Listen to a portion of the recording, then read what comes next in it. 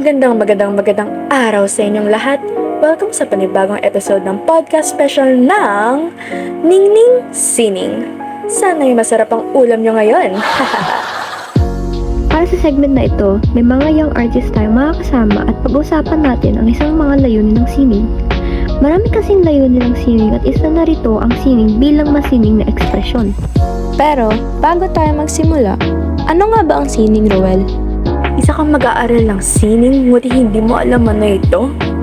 Ito naman, syempre upang magkaroon ng idea yung mga bagong manonood. Ang gugulo nyo? Basta, ang sining ay isang malalim at may napakalawak na anyo ng ekspresyon. Nagbibigay daan ito sa mga damdamin at ideya, at ito hindi lamang nagbibigay aliw kundi nagbubukas din ng mga mata sa mga isyu sa lipunan.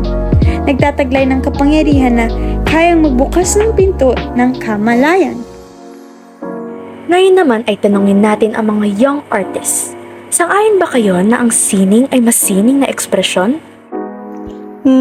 Sangayon ako dito kasi kapag may nararamdaman akong hindi ko maipaliwanag gamit ang salita, kadalasan ay sinusulat ko ito sa papel o di kaya'y gumuguhit o nagpipinta ako.